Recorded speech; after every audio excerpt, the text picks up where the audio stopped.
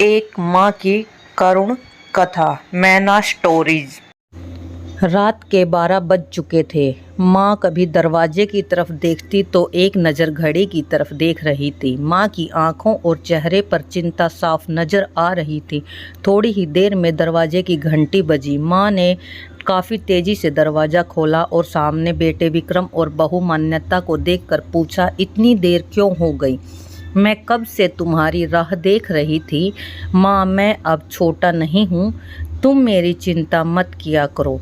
विक्रम घर के अंदर प्रवेश करते हुए बोला, बेटा कितना भी बड़ा क्यों न हो जाए, माँ के लिए हमेशा छोटा ही रहता है। चलो छोड़ो, हाथ पैर मुंह धो लो और मैं तुम्हारे लिए खाना लगा देती हूँ। माँ ने दरवाज़ा बंद करते हुए बेटे और बहू को कहा, माँ जी, आज हम बाहर से खाना खाकर आए हैं, आप भी खाना खा लीजिए, हम सोने जा रहे हैं। बहू मान्यता ने कहा, लेकिन मैंने तो तुम लोगों की पसंद की खीर बनाई है, आओ थोड़ी थोड़ी खीर तो खा ही सकते हो। माँ, तुझे एक बार में बात समझ में नहीं आती है क्या? जब तेरी बहू ने बोल दिया कि हम बाहर से खाना खाकर आए हैं, क्यों परेशान करती हो हमें? तू जा और खीर खा ले और सो जा और हमें भी शांति से सोने दे। माँ अकेले खीर कैसे खा सकती थी और उसे बिना खाए नींद कैसे आ सकती थी, क्योंकि बेटे के इंतज़ार में उसने कुछ भी नहीं खाया था। वह किचन में गई, एक गिलास पानी पिया और अपने रूम में चली गई। सुबह 10 बजे विक्रम की आंखें खुली। बाजू में मान्यता अभी भी सो रही थी।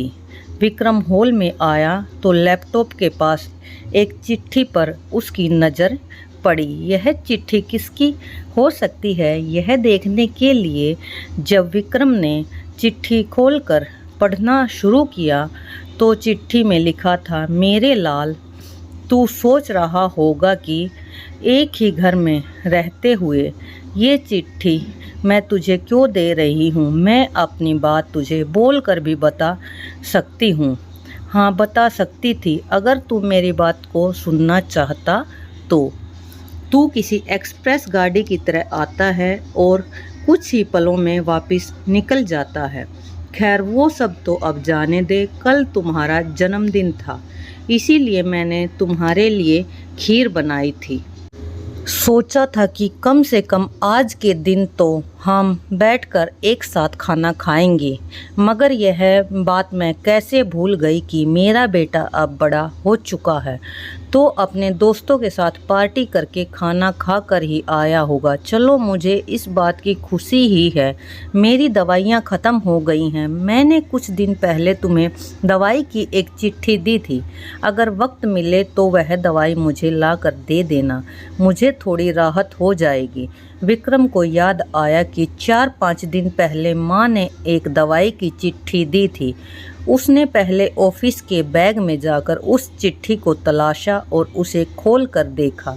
उसमें लिखा था कि मुझे ऐसी दवाई ला कर दो बेटा, जिससे मैं अपने बेटे को भुला सकूं।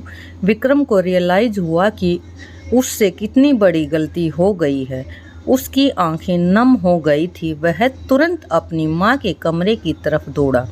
सबसे पहले उठ जाने वाली माँ आज अभी तक क्यों नहीं उठी, उसे ये देखकर बहुत आश्चर्य हुआ। उसने माँ को उठाने की काफ़ी कोशिश की, लेकिन माँ एक गहरी नींद में सो चुकी थी। विक्रम के पास अब फूट फूट कर रोने के अलावा कोई और चारा नहीं बचा था। दोस्तों, यह कहने की ज़रूरत नहीं कि माँ बाप जीवन में कितने मूल्यवान हैं। उनके रहते हुए ही उनकी सेवा करो, उनसे प्यार करो, वह चले जाएंगे तो कुछ नहीं कर पाओगे। माँ का दर्जा तो भगवान ने भी सबसे ऊपर माना है। जब भगवान ही माँ को अपने से ऊपर मानते हैं तो हम इंसानों की क्या अगर आपको हमारी ये कहानी ज़रा भी पसंद आए तो हमारे चैनल को सब्सक्राइब करते रहना।